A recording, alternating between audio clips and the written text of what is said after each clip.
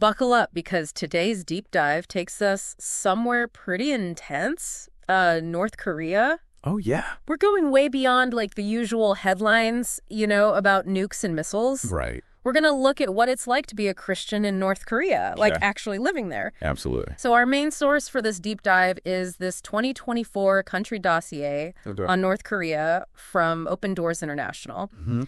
They're an organization that tracks Christian persecution all over the world. They're a great resource. Really good stuff. Yeah. So, this is going to be heavy stuff, but it's so important It is. to understand these human stories, Right. We hear all the time Yeah. that North Korea is like the absolute worst place in the world to be a Christian. Yeah. But what does that actually mean for people living there? You know what I mean? Like, what does that look like day to day? Right. So I'm hoping we can dig into that. Absolutely. The Kim dynasty has been in power for forever. Oh, yeah. Decades. It's wild. And their whole ideology is like this weird mix of communist stuff, Mm-hmm. but also this almost like a religious zeal. Yeah, it's really something. It's almost like the Kim family is the religion. Whoa. Think about it. People have to go to these indoctrination meetings every week. It's like church. Yeah, kind of like it's mandatory. And they have to memorize propaganda. Oh, wow. Even little kids, like preschoolers, they get 90 minutes of Kim worship every day. No way. It's crazy. Wow. And if you even think about challenging any of that, Yeah. the punishment is brutal. So there's actually a law There is. called the anti-reactionary thought law. Oh, It's scary to even read about it. I know, right? It basically says that any belief or anything you do that goes against the official ideology is a crime, and that includes Christianity. That's a big deal. Yeah. And what's so important to understand is this law isn't just some empty threat. Right. It has real consequences for people's lives. You could actually get in trouble. Oh, yeah. Big trouble. If you're caught with a Bible, No. if you're praying, Really? even if you have something as simple as a DVD from South Korea, Yeah. you could end up in prison or worse. No way. Yeah. And actually, there's a really chilling example of this in the dossier in April of this year. This year? Yeah, just a few months ago, a whole family was arrested. You sure? Just for praying and reading the Bible together. Wow. It really shows you how serious this is. So they have secret police and stuff? Oh, yeah. North Korea has this huge network of secret police and informants. It's like spies. Kind of like that even your own family. Gosh. You can't even really trust them. That's terrifying. It is. Imagine living with that kind of fear all the time. I can't even imagine knowing that anyone could turn you in. Right. Even someone you love. Exactly. It creates this atmosphere where everyone is suspicious of everyone else. And for Christians, that must be so intense. Oh, absolutely. Yeah. For them, it means just practicing their faith takes incredible courage. So how do they even do it? Right. How can they even exist as Christians in that environment? The dossier mentions this thing called the invisible church, but what does that even mean? So the invisible church is basically this network of underground believers. Oh, wow. Because you see, there are no official churches in North Korea. Really? Well, the ones they sometimes show to outsiders. Okay. Those are just for show, Like fake churches? Pretty much just propaganda. So who are these underground Christians? Where do they come from? So there are kind of two main groups. You have the descendants of Christians who were living in North Korea even before the Korean War. Oh, wow. And those families, they're often labeled as hostile by the regime. So they're punished for their ancestors' beliefs. Yeah, pretty much. They face a lot of discrimination. Wow, that's heavy. And then the second group is people who converted to Christianity. Oh, okay. A lot of them found their faith when they were seeking help in China. During the famine. Yeah, back in the 1990s when things were really bad. I can't even imagine finding hope in a new faith. Right. And then having to go back to a place where expressing it could cost you everything. Yeah, tough situation. It makes you wonder how they even hold on to their beliefs in that kind of environment. Well, that's where this idea of the invisible church comes in. Yeah. Since they can't meet openly, they've had to find ways to practice their faith in secret. What does that look like? We'll get into that more in the next part of our deep dive. Okay. But for now, it's important to understand that the invisible church, Yeah. it's not just some metaphor. Right. It's a lifeline for these Christians in North Korea, a sign of their resilience. That's amazing. And it shows us that faith can survive even in the darkest places. So powerful. Okay, so we're talking about the invisible church. these underground believers in North Korea. Right. And how they can't meet out in the open. Yeah. So, like, how do they actually practice their faith? Okay. Try to picture this tiny group of people crammed into a dark room. Oh, wow. Whispering prayers, sharing pieces of scripture that they copied by hand. It's like they're going back in time. Kind of. It's like the early Christians meeting in secret. Makes you think about how much we take for granted, you know? Absolutely. Like just being able to go to church without worrying. Yeah, exactly. And it's not just like worshiping together that's dangerous. Right. Even owning a Bible is against the law in North Korea. Wow. So they have to rely on smuggled copies, or they memorize verses. Oh, wow. Or even write them out by hand. That takes serious dedication. It does. It shows you how much their faith means to them. Yeah, like risking everything just to have a few verses of scripture. It's incredible. And on top of all that, they're dealing with this terrible economic situation. Right. It's really hard to get accurate information about the economy there. Why is that? Well, the regime doesn't want people to know how bad things are. So, like, even the numbers we do have are probably not reliable. Exactly. Even the UN doesn't have good data on North Korea. That's kind of scary in itself. It shows how much they want to control the narrative. Keep everyone in the dark. Exactly. So what do we know about the economy? Well, the dossier says they depend a lot on aid from other countries. Okay. But the government restricts access to it. Like they don't want people to get help. Well, they only give it to people they consider loyal.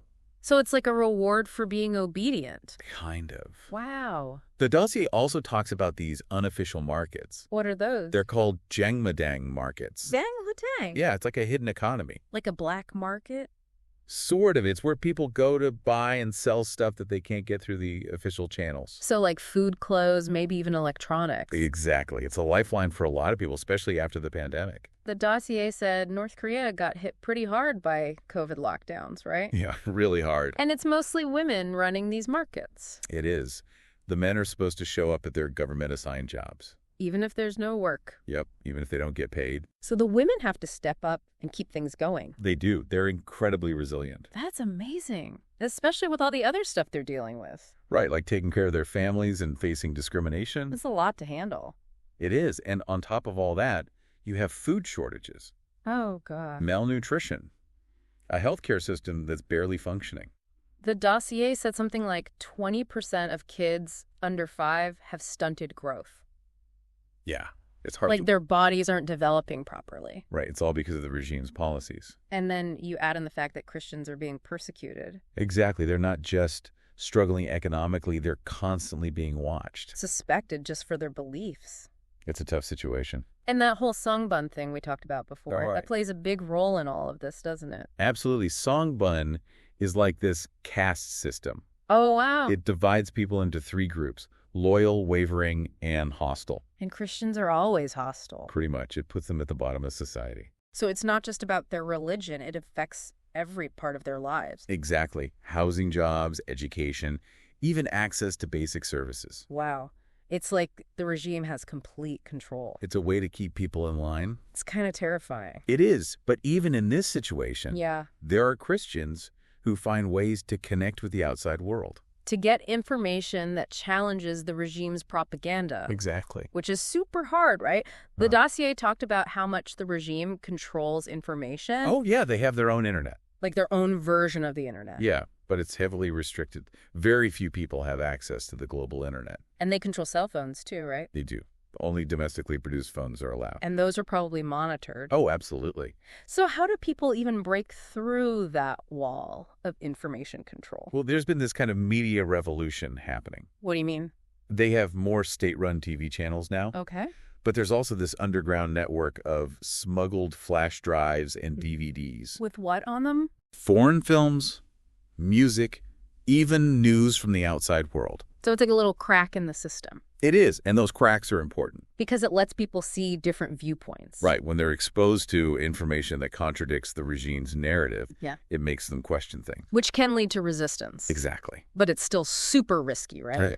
Especially for Christians. Absolutely. Just having a South Korean DVD can get you in huge trouble. So they're constantly weighing the risks and benefits. They are the desire for truth versus the threat of persecution. We talked about the invisible church and all the risks they take just to practice their faith. Right. But what about the people who try to escape? Do they have a chance? So escaping North Korea, Not easy, right? It's like trying to climb Mount Everest barefoot. Wow. So, like, what makes it so hard? Well, the border with China, it's like a fortress, barbed wire fences, watchtowers, soldiers everywhere. And even if you get past all that, China isn't exactly welcoming, is it?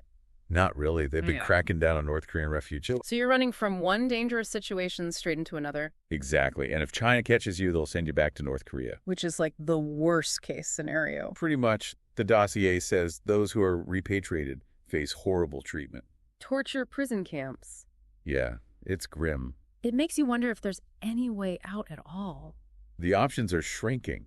China's using facial recognition and all sorts of surveillance. To track down refugees. Yeah, even those who've been hiding for years. It's crazy how technology can be used like that. It's a double-edged sword for sure. And I bet it's even worse for women trying to escape.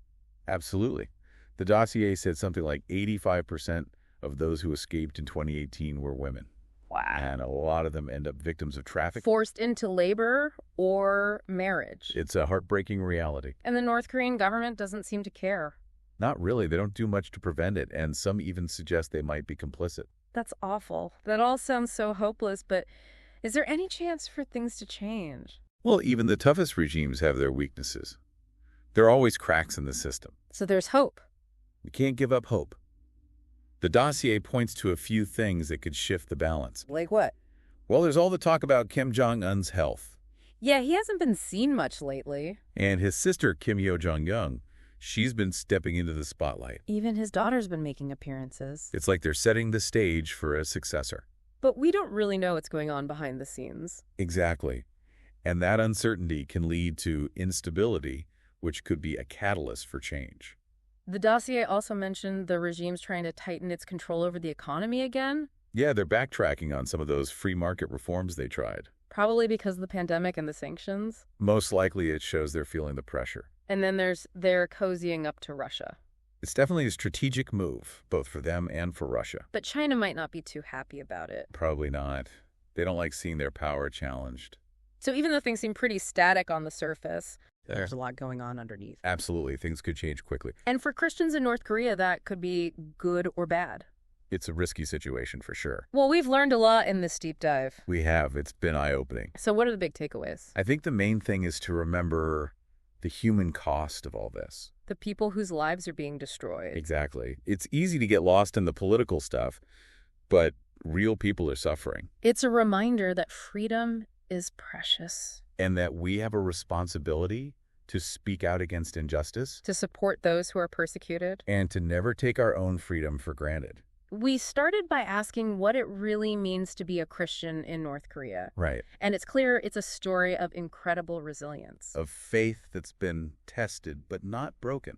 It's inspiring in a way. It is. It shows the power of the human spirit. And even though the future is uncertain, we have to keep paying attention. Keep shining a light on what's happening there. And to work towards a day when all North Koreans can live in freedom. This deep dive has been a tough one, but an important one. Absolutely. It's a call to action for all of us to learn more, to get involved, and to fight for a better world. A world where everyone has the right to believe and to live freely. Thanks for joining us on this deep dive. It's been a privilege. And until next time, keep questioning, keep learning, and keep the conversation going.